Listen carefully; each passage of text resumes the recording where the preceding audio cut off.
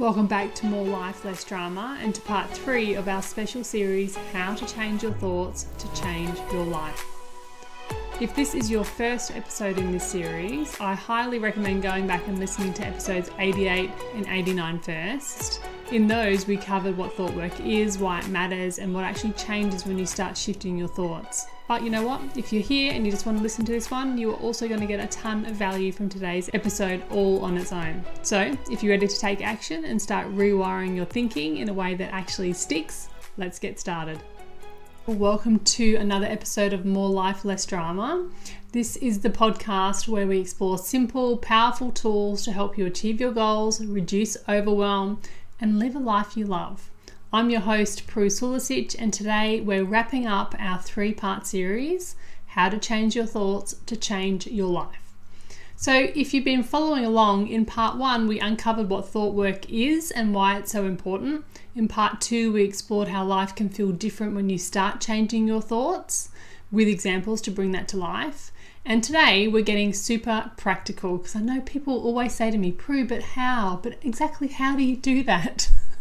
And so I'm just going to give this to you absolutely free. This is my gift to you. This is the episode where I'm going to teach you exactly how to change your thoughts step by step, so you can take what you've learned and start applying it in your own life. Because I really want you to change your life, and I know changing your life starts at the base level of changing your thinking. Before we get into the step-by-step process, let me remind you of something that I've been saying throughout this entire series. I'm intentionally keeping these episodes simple. They're oversimplified. Thought work doesn't need to be complicated or intimidating to work. In fact, the beauty of it is that even the smallest shifts in your thinking can create a ripple effect in your life. My goal here on this podcast and through these episodes is to give you the tools that you can easily understand and use without all the complicated, distractions and language. Even if you've never done this work before, you'll be able to get this really simply. So as we go through today's episode, take what resonates and start small. And if you're someone who feels like changing your thoughts is impossible, stick with me. I promise it's not, okay? It just takes practice. And I bet if you've been doing this for a while and you think I'm still at the same spot and I'm stuck, maybe do a little bit of a revision and a reflection, because I bet you are further along than you think. Now let's get into it. Here is the exact process I use with my clients to help them change their thoughts. Step 1, awareness. Lo and behold, it's that awareness piece. So the first step is simply noticing your thoughts. I call this shining a light on our automatic sentences that run through your brain, because they're just automatic. We don't even really think we have any control over them. Most of us go through life on autopilot, believing everything our brain tells us without questioning anything. But we have to question things, people. But when you do stop and pay attention, you'll start to notice patterns. And here's what you do. This is the very first step in awareness. You grab a piece of paper or notebook and you write down your thoughts about a specific situation. That's it. Maybe you put a person's name at the top of the page if you're feeling a lot of frustration or stress around that person.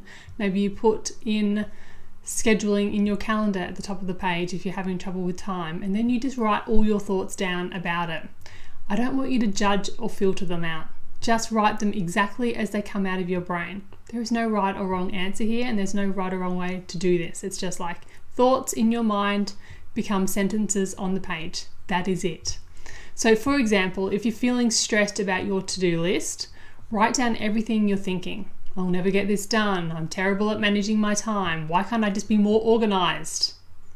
They are just thoughts. They're just sentences in your brain. Put them and write them down, and they'll be sentences on paper. This one step alone can be eye-opening, because it helps you see how much power these thoughts have over your emotions and your actions. It's a really powerful process. Then step 2 is curiosity. Once you're aware of your thoughts, the next step is to get curious. We don't want to change them straight away. We just need to get curious about why we're thinking a certain way. Instead of automatically believing these thoughts that our brain offers us, we want to start questioning them. Ask yourself, is this thought 100% true? Like, is it true? It's a great question to ask yourself when your brain offers you up negative thoughts. Another question is, how does this thought make me feel? What actions do I take or avoid when I believe this thought? And what's another way I can look at this situation? Maybe like stepping out in a third person perspective. That's a great question to ask yourself when you're stuck in your own perspective. Here's where NLP comes in. One of the most powerful tools in NLP is reframing. Reframing doesn't change the facts, but it changes how you interpret them. For example, instead of thinking, I'll never get this all done, you might reframe it and think, I can start with one thing at a time and go from there. That's just reframing a thought. That's all reframing is. This small, tiny shift creates a complete different emotional response, one that feels lighter and more manageable. It doesn't paralyze you. Step 3 is rewrite the thought. Once you've questioned your old thought and you're like, it is not true. This is not true. I am capable. I have done this before. It is time to intentionally choose a new one. But here's the key. The new thought has to feel believable. If you jump from, I'll never get this all done, to I'm the most productive person in the world, your brain is going to reject it just like flat out.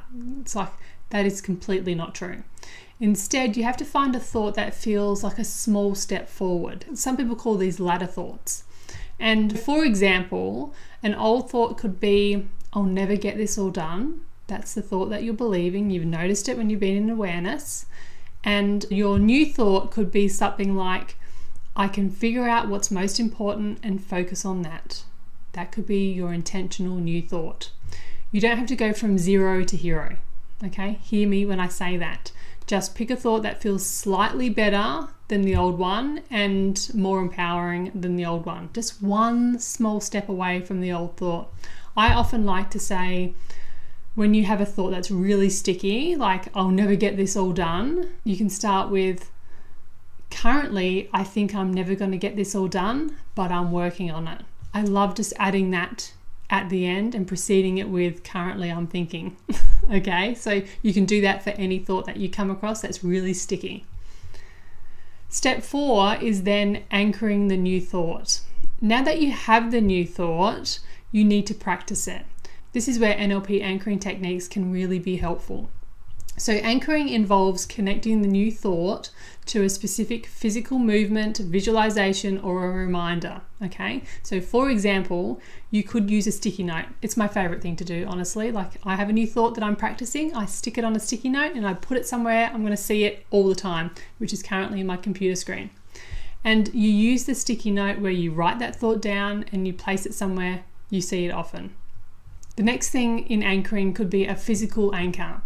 This is where you pair a new thought with a small movement, like pressing your fingers together or taking a deep breath. Like, often I get people to interrupt an old thought by like putting their hand on their heart or their chest and like taking a deep breath and putting and inserting the new thought. So you could try that, or it could be squeezing your fingers together, or simply just, like I said, taking a deep breath while you're thinking the new thought with intention.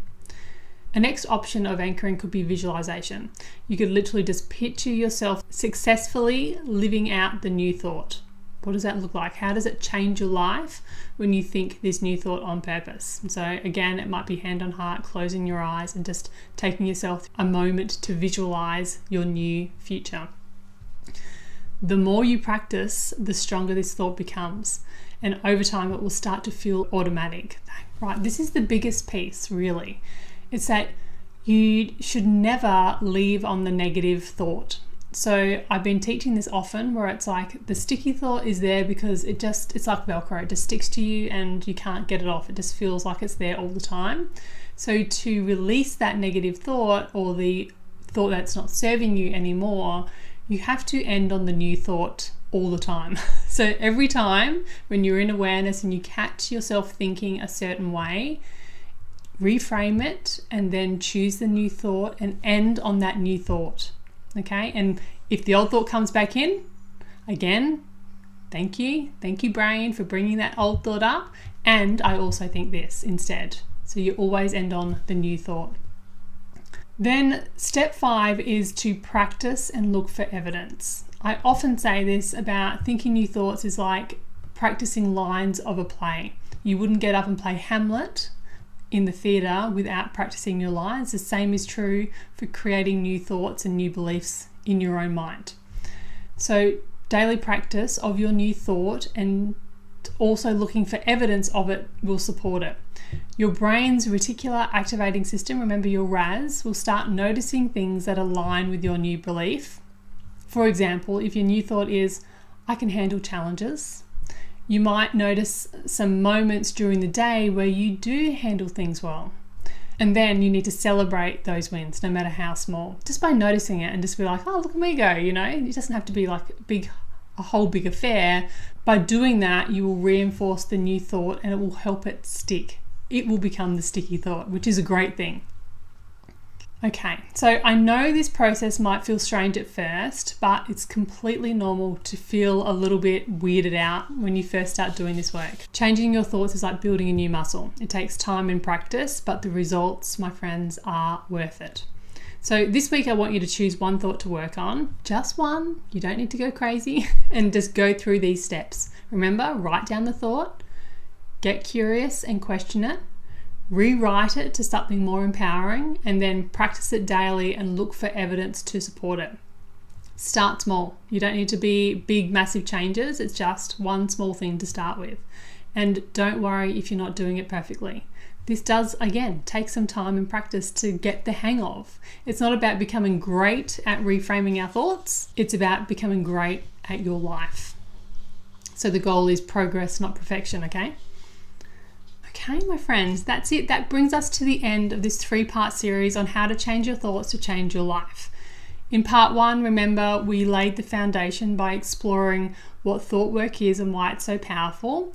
We talked about how your thoughts are the root cause of your feelings, then flows into your actions or inactions, and ultimately the results that you have in life. In part 2, we looked at the transformation that happens when you start changing your thoughts. I shared examples about how small shifts can create big changes, helping you live life with more intention, less drama, and greater success. And today, in part 3, we broke it all down into a simple step-by-step process you can use to start changing your thoughts right now. So good. We talked about building awareness, to questioning your old thoughts, to rewriting them and anchoring new ones. It's all here for you to take and just use so you can have a great life. But here's the thing. While this process is simple, it's not always as easy to apply it on your own. Our brains just love to hold on to old habits and patterns, and having support can make all the difference. That's why I'm going to invite you to take this work deeper. If you've been inspired by this series and you're ready to move from just thinking about changing to actually living change, these are 2 ways that I can help you. First of all, you can join the Finishers Club. It's open always, and this is where I teach you exactly how to implement thought work and goal setting strategies that will help you create massive shifts in life. Inside the club, we focus on building self-trust, reducing overwhelm, and finishing the goals that matter most to you. It's really cool. It's a great place to start. If you're ready to stop procrastinating and start achieving with less drama, then the Finishers Club is for you. Or the second way you can work with me and do this work is by booking a free clarity call. If you're not sure where to start or want to see how thought work can apply to your unique situation in life, let's talk. That's all we need to do. This is a no pressure opportunity to gain clarity on where you're stuck and explore how I can support you.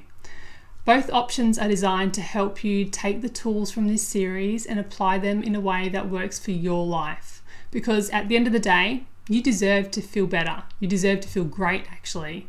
You deserve to achieve more and to live with more intention. And it all starts with changing your thoughts. You'll find all the links to join the Finishers Club or to book a call in the show notes. I can't wait to see what's possible for you and for you to take the next steps.